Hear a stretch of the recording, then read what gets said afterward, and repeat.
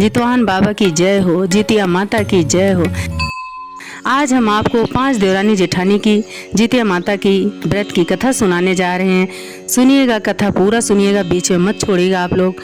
5 देवरानी जेठानी एक गांव में रहती थी और 4 को तो बच्चे थे, पति भी अच्छा था, सब कुछ अच्छा था। जो 5वीं थी उसको बेचारी को एक भी औलाद नहीं थे।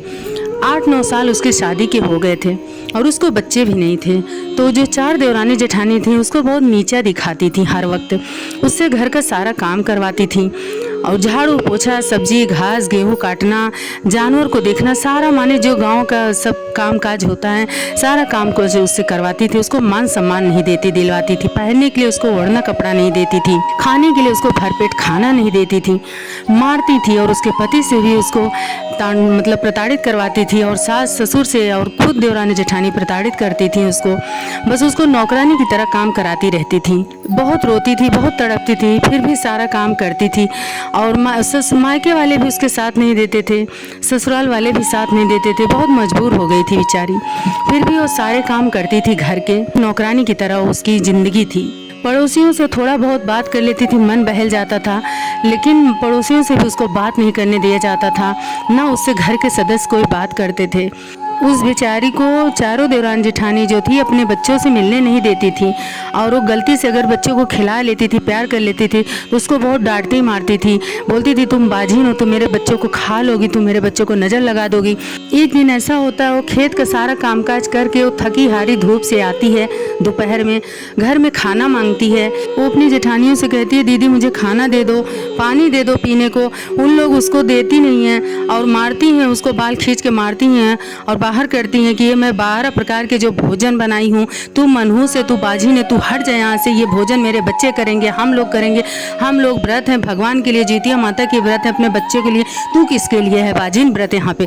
तो वो पैर पकड़ के रोती है, बोलती है दीदी दीदी मुझे बाहर मत करो, मुझे रहने दो घर में, मेरा कोई नहीं है, मैं कहाँ जाऊँगी, मैं सारे काम काज करूँगी, तुम्हारी सारी बात मानूंगी। पैर पकड़ के रोती है, लेकिन उस पर दया बिल्कुल भी नहीं करती हैं जेठानियाँ, लात से मारती हैं और उसको बाहर करती हैं। दोस्तों ये कथा बोलते मेरे आँख में आंसू आ जा रहा है, क्योंकि बहुत दुखदाई कथा है।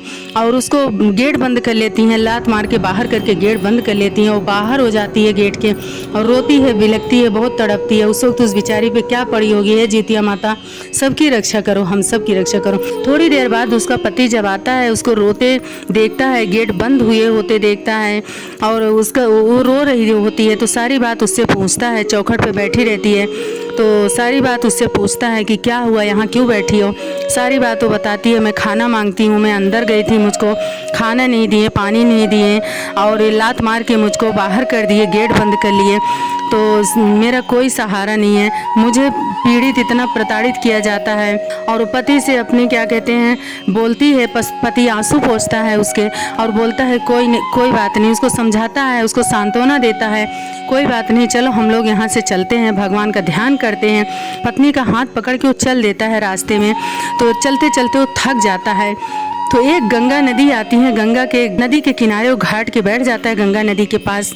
दोनों भूखे प्यासे बैठे रहते हैं नदी के किनारे। अब शाम होने को आ रही है तो दोनों वो पत्नी बोलती है कि तुम चले जाओ यहाँ से, कोई जानवर आएगा हम लोग को खा जाएगा, मैं मर जाऊँगी, मेरा यहाँ कोई नहीं है, ना मेरे बाल बच्चे हैं, ना मायके से मुझे प्रेम, ना ससुराल से प्रेम मिलता है, मेरा कोई नहीं है, मर जाऊँगी, कोई देखने भी नहीं आएगा, ना किसी को कोई तकलीफ़ होगी मेरे मरने से, लेकिन तुमको कुछ हो जाएगा तो तुम्हारा परिवार है, तुम्हारे माँ बहन भाई हैं, सब कुछ हैं, तो तुम्हें तकलीफ़ होगी उन लोग को, इसलिए तुम जाओ। तो वो नहीं जाता है उसका पति, और पति आंसू पोंछता है पत्नी के और बोलता है कोई बात नहीं, तुम ही मेरी दुनिया हो, तुम ही मेरे संसार हो और तुम ही मेरे सब कुछ हो और तुम्हारे सिवा मेरा कोई नहीं है, क्योंकि मैंने सब कुछ देख लिया है। और इसके बाद दोनों शाम हो जाती है, दोनों बैठे रहते हैं, भगवान का नाम जपते रहते हैं, भगवान का नाम जपते रहते हैं। इतने में जितिया वाहन बाबा गोल चक्कर लगाते हैं, नदी की परिक्रमा करते हैं और पूछते हैं तुम लोग कौन हो। उन दोनों को लगता है कोई चोर चकारी ना हो, दोनों सहमे बैठे रहते हैं एक दूसरे के साथ में। पूछते हैं कि आप कौन हो? तो वो कहते हैं तो जित्योहन बाबा हूँ, मैं सबके दुख दूर करता हूँ, सबके कष्ट हरता हूँ। तो इतने में तो वो दोनों फूला नहीं समाए, वो दोनों को लगा कि अब तो मेरे दुख दूर होगा। जित्योहन बाबा के पैर पकड़ लिए दोनों और बहुत रोए, दोनों मियाँ बीवी पैर पकड़ लिए, बहुत रोए बहुत रोए। जित्योहन बाबा को बहुत दया आई। जित्योहन बाबा ये सारी व्यथा सारी बताई, सुने जित्योहन बाबा ये व्यथा सारी इन लोगों के दुख तकलीफ दोनों के। फिर जित्योहन बाबा ने आशीर्वाद दिया और बोला उनको बताएं कि कल अष्टमी है, तुम अष्टमी का व्रत रहना। तो बोली मेरे पास तो बाबा जी कुछ भी नहीं है, मेरे तो कोई घर द्वार भी नहीं है। उन्होंने जित्योहन बाबा ने उन्होंने पेड़े दिए और बोले कि ये पेड़े तुम अगले दिन नवमी के दिन इसको खा के व्रत को तोड़ना। तो वो व्रत रहती है। तो उतने में सब सारी जो औरतें होती हैं वहाँ अष्टमी के दिन पूजा जब व्रत रहती है तो सब सुबह सुबह अच्छे अच्छे कपड़े पहन के थाल सजा के पूजा फल फूल लेके नदी के किनारे पूजा करने के लिए आती हैं। वो धूप दीप सब जलाती हैं, वो लजाती है शर्माती है, उसके पास तो कुछ नहीं रहता, वो सिर्फ व्रत रहती है, मैले कपड़े पहने रहती है वस्त्र। वो नदी के बीच धारे में जा करके वो अपने आप को हाथ जोड़ के वहीं खड़ी रहती है, जित्योहन माता की अरज करती है और जित्योहन बाबा को पुकारती है, वहीं पे रहती है वो धूप दीप मेवा मेरे पास कुछ भी नहीं है, माता मेरे व्रत को स्वीकार करो, मेरे पास फल फूल मेवा कुछ भी नहीं है। तो जित्योहन माता बड़ी दयालु है, उनको दया आई ही। फिर शाम की पूजा हुई तो शाम को भी उस नदी में ऐसे ही उसने किया। अगले दिन जब उसने व्रत तोड़ने की बारी आई तो जब उसने वो पेड़े की गांठ को खोला उसने तो देखा वो सारे सोने बन गए थे। बहुत खुशी और जित्योहन बाबा को बहुत धन्यवाद दिया। अब दोनों पति पत्नी घर आते हैं। सास सोचती है कि इसको इसके मायके वाले ने भी चाचा पीती ने जो भी लात मार के इसको बाहर कर दिया, इसीलिए बेशर्म होकर फिर इस घर में चली आई। तो उसका बेटा बोलता है नहीं माँ जी ऐसा क्यों बोलती हो, अब इसके भी अच्छे दिन आने वाले हैं, ऐसा क्यों बोलती। इतने में माँ बोलती है अरे बेटा तुझे नहीं पता, तुझे भी जादू टोना कुछ कर दिए तेरे ऊपर, ये तुझको भी चेंज कर दी है, ये बाजी ने मनहूस है, इसके चक्कर में मत पड़ तू, इसको हटा। इतने में उसके देवरानी जेठानी उसकी बोलती हैं, जो जेठानियाँ होती हैं बोलती हैं देवर जी हम आपकी दूसरी शादी करा देंगे, इसको हटाइए। तो बोलते हैं भाभी तमीज़ से बोलिए आप, और ये मेरी पत्नी है, ये अपमान मत करिए, आप मान सम्मान नहीं कर सकती मेरी पत्नी का, तो अपमान करने का आपको कोई हक नहीं है। इतने में माँ बोलती है कि माँ और भाभी की बात तुझे बुरी लग रही है, ये बाजिन मनहूस के चक्कर में तू पड़ा हुआ है, इसकी हम लोगों की बुरी लग रही है। वाह बेटा वाह। दोनों को इतने में लात मार के बाहर कर देती है, बाहर निकलो, घर से निकाल देती है। दोनों घर से निकल जाते हैं। तो उसने बाजार में जाता है, अपना उसमें से पेड़े जो सोने का बन जाता है, जो जितिया वाहन बाबा दिए रहते हैं, वो पेड़ा व्रत तोड़ने के लिए उस सोने का बन जाता है।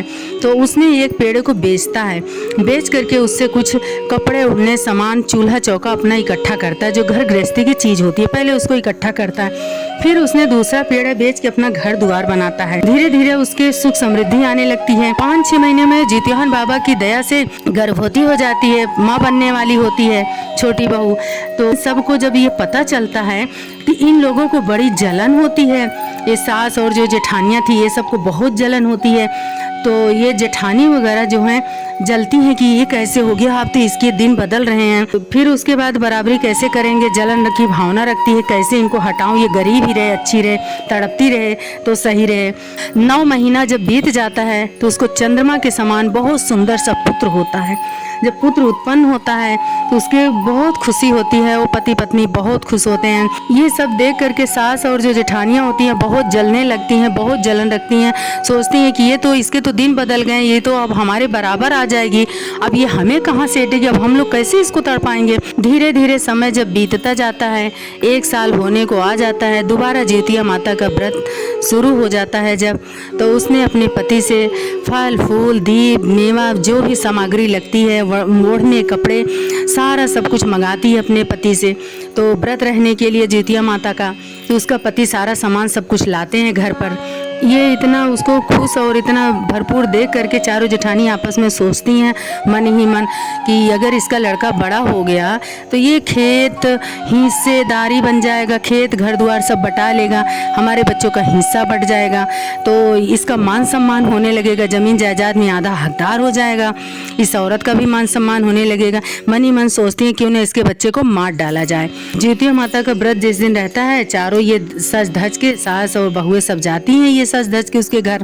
तो सास बोलती है अरे मेरा पोता बड़ा सुंदर है, ये सब करके खिलाती है। तो अपने जब देखती है कि ये आई है मेरे घर पर, तो बहुत मान सम्मान करती है, पैर छूती है, मान सम्मान करती है, इज्जत करती है, बोलती है, सोचती है अब मेरे मतलब इन लोग सुधर गए हैं, बदल गए हैं इन लोग, तो इस तरह वो आदर सम्मान करती है। उसको तो नहीं पता रहता है कि मन में इन लोग की इतना बड़ा खोट है। तो सास अपने पोते को खिलाती है, प्यारी प्यारी बातें करती है। जो जेठानियाँ होती हैं उसके बच्चे को गोद में उठा के जेठानियाँ प्यार दुलार करने लगती हैं। तो पूछती है मैं खाना वाना बनाई हूँ, आप लोग खाओगी?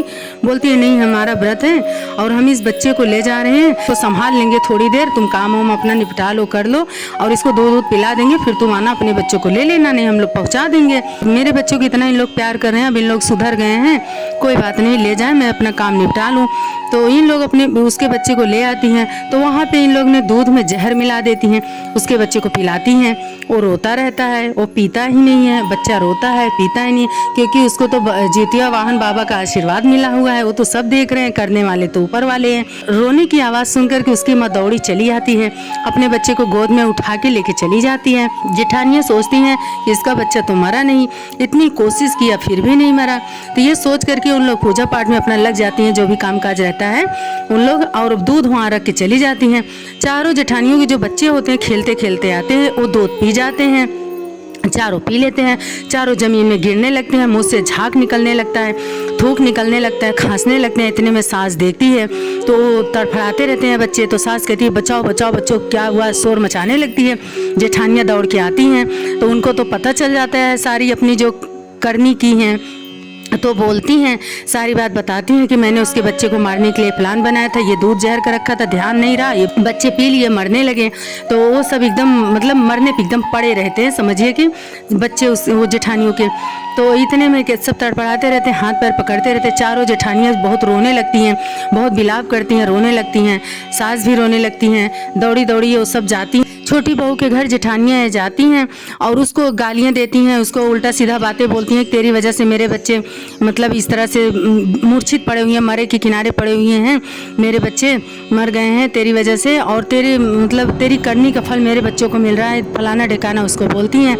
इतने में गांव के लोग इकट्ठा हो जाते हैं, वो बोलते हैं कि उस बेचारे को इतना इन लोगों ने सताया, आखिर इसके करनी का फल इन लोगों को मिल रहा है। तो गांव के लोग ऐसा बोलते हैं। तो उस औरत को बहुत कुछ इन लोग बोलती हैं। तो औरत बेचारी को दया आती है, बोलती है कि हे जितवाहन बाबा, इन बच्चों का क्या कसूर है, बच्चों को जीवित कर दीजिए, बच्चों का क्या कसूर है, जितिया व्रत है आज तो जितवाहन बाबा ये सुन करके, ये देख करके, उसकी सच्ची भक्ति देख करके उस प्रकट हो जाते हैं और वो बोलते हैं, सारी बात बताते हैं जितवाहन बाबा कि ऐसे ऐसे इन लोगों ने किया है, जहर का प्याला तेरे बच्चों को मारने के लिए रखा हुआ है और तेरा बच्चा तू तो अपना ले आई, इनके बच्चे ने जहर का प्याला पी लिया, इनकी करनी इनके साथ ही हुई। जितवाहन बाबा बोल रहे हैं। जब गांव के लोग ये सब सुने तो कितना सब लोग बोलने लगे, शर्मिंदगी करने लगे। इससे सीख यही मिलता है कि गड्ढा खोदी, उस गड्ढे में खुद ही गिर गई, तो गड्ढा किसी को खोदना नहीं चाहिए।